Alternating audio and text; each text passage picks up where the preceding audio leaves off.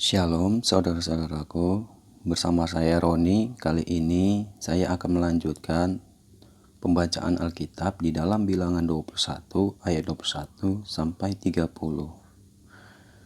Peperangan melawan Sihon, Raja Hesibon. Kemudian orang Israel mengirim utusannya kepada Sihon, Raja Amori dengan pesan, "Izinkanlah kami melalui negerimu. Kami tidak akan menyimpang masuk ke ladang-ladang dan kebun-kebun anggurmu. Kami tidak akan minum air sumurmu. Di jalan besar saja kami akan berjalan, sampai kami melalui batas daerahmu." Tetapi Sihon tidak mengizinkan orang Israel berjalan melalui daerahnya. Bahkan ia mengumpulkan seluruh laskarnya, lalu keluar ke padang gurun menghadapi orang Israel. Dan sesampainya di Yahas, berperanglah ia melawan orang Israel. Tetapi orang Israel mengalahkan dia dengan mata pedang dan menduduki dia dengan negerinya dari sungai Arnon sampai ke sungai Yabok, sampai ke Bani Amun.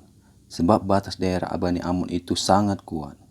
Dan orang Israel merebut segala kota itu, lalu menetaplah mereka di segala kota orang Amori, di Hesibon dan segala anak kotanya. Sebab Hesibon ialah kota kediaman Sihon, raja orang Amori. Raja orang ini tadi berperang melawan Raja Moab yang lalu dan merebut dari tangannya seluruh negerinya sampai ke sungai Arnon. Itulah sebabnya penyair-penyair berkata, "Datanglah ke Hesibon, baiklah dibangun dan baikilah diperkuat kota kediaman Sihon itu. Sebab api keluar dari Hesibon nyala dari kota kediaman Sihon, yang memakan habis Moab yang berkuasa atas bukit-bukit di sepanjang sungai Arnon. Celakalah engkau ya Moab, binasa engkau ya bangsa Kamus. Ia membuat anak-anaknya lelaki menjadi orang-orang pelarian dan anak-anaknya perempuan menjadi tawanan kepada Sihon raja orang Amori. Kita telah menembaki mereka. Hesibon binasa sampai ke Dibon, dan kita menanduskannya sampai ke Nova yang terbentang sampai ke Merdeba." Saya akan lanjutkan di bagian 31 tentang peperangan melawan Og Raja Basan. Demikianlah orang Israel diam di negeri orang Amori. Setelah Musa menyuruh orang mengintai kota Yazer, mereka merebut segala anak kota Yazer dan menghalau orang Amori yang ada di situ. Kemudian berpalinglah mereka dan maju ke arah Basan. Lalu Og, raja orang Basan, beserta rakyatnya maju ke Edrei, menjumpai mereka untuk berperang. Tetapi Tuhan berfirman kepada Musa, "Janganlah takut kepadanya, sebab aku menyerahkan dia dengan seluruh rakyatnya dan negerinya ke dalam tanganmu. Dan haruslah kau lakukan kepadanya seperti yang kau lakukan kepada Sihon, raja Amori yang diam di Hesibon."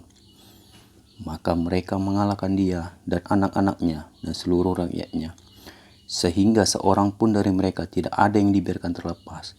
Lalu mereka menduduki negerinya. Saya akan lanjut ke ayat 22 yang di dalam Bilangan 22 ayat pertama sampai selesai. Kemudian berangkatlah orang Israel dan berkemah di dataran Moab di daerah seberang sungai Yordan dekat Yeriko. Tentang Balak memanggil Bileam. Balak bin Zippor melihat segala orang yang dilakukan orang Israel kepada orang Amori, maka sangat gentarlah orang Moab terhadap bangsa itu, karena jumlah banyak, lalu muak dan takutlah orang Moab karena orang Israel. Lalu berkatalah orang Moab kepada tua-tua Midian, "Tentu saja laskar besar itu akan membabat habis segala sesuatu yang di sekeliling kita, seperti lembu membabat habis tumbuhan-tumbuhan di padang." Adapun pada waktu itu Balak bin Zippor menjadi raja Moab.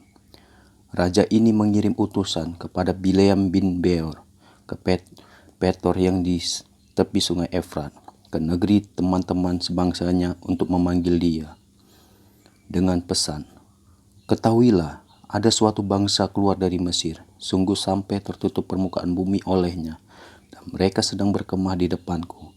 Karena itu datanglah dan kutuk bangsa itu bagiku, sebab mereka lebih kuat daripadaku.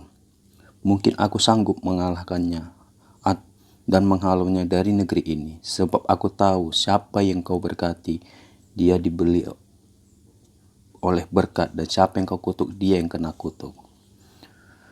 Lalu berangkatlah para tua-tua Moab dan tua-tua Midian dengan membawa di tangannya upah penenung. Setelah mereka sampai ke Bileam, disampaikanlah padanya pesan Balak. Lalu berkatalah Bileam kepada mereka, "Bermalamlah di sini pada malam ini, maka aku akan memberi jawab kepadamu sesuai dengan apa yang difirmankan Tuhan kepadaku." Maka tinggallah pemuka-pemuka Moab itu kepada Bileam. Kemudian datanglah Allah kepada Bileam serta berfirman, "Siapakah orang-orang yang bersama dengan engkau itu?" Dan berkatalah Bileam kepada Allah, "Balak bin Zipor, Raja Moab, mengutus orang kepadaku dengan pesan, Ketahuilah, ada bangsa yang keluar dari Mesir dan permukaan bumi tertutup olehnya. Karena itu datanglah, seraplah mereka bagiku. Mungkin aku akan sanggup berperang melawan mereka dan menghalau mereka." Lalu berfirmanlah Allah kepada Bileam, "Janganlah engkau bersama-sama dengan mereka. Janganlah engkau mengutuk bangsa itu, sebab mereka telah diberkati." Bangunlah Bileam pada waktu pagi, lalu berkata kepada pemuka-pemuka Balak, "Pulanglah ke negerimu, sebab Tuhan tidak mengizinkan aku pergi bersama-sama dengan kamu." Lalu berangkatlah pemuka-pemuka Moab itu, dan setelah mereka sampai ke Balak, berkatalah mereka, "Bileam menolak datang bersama-sama dengan kami." Tetapi Balak mengutus pula pemuka-pemuka lebih banyak dan lebih terhormat dari yang pertama. Setelah mereka sampai kepada Bileam, berkatalah mereka kepadanya, "Beginilah kata Balak bin Zipor, janganlah biarkan dirimu menghalang-halangi untuk datang kepadaku, sebab aku akan memberi upahmu sangat banyak, dan apapun yang kau minta daripadaku, aku akan mengabulkannya.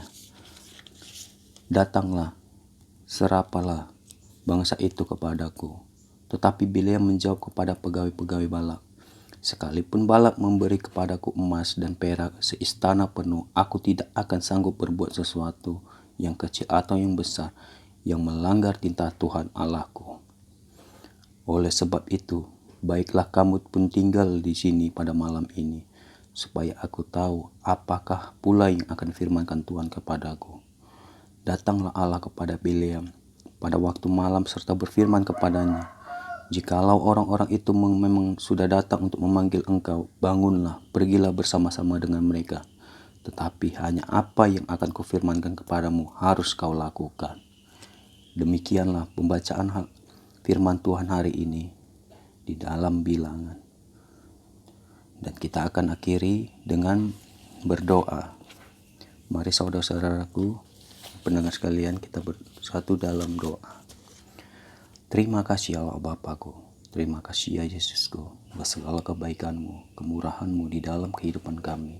Engkau memberikan kesehatan, berkat, serta keselamatan jiwa kami ya Bapa.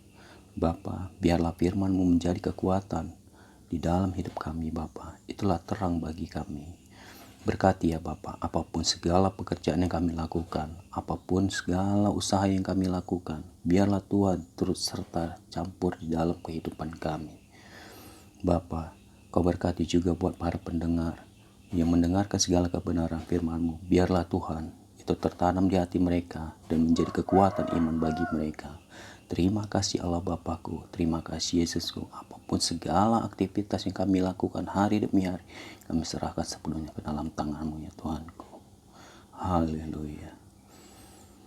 Bapa kami yang di dalam surga, dikuduskanlah nama-Mu, datanglah kerajaan-Mu, jadilah kehendak-Mu di bumi dan seperti di surga. Berikanlah kami pada hari ini makanan kami yang secukupnya, dan ampunilah kami akan kesalahan kami, seperti kami juga mengampuni orang yang bersalah kepada kami.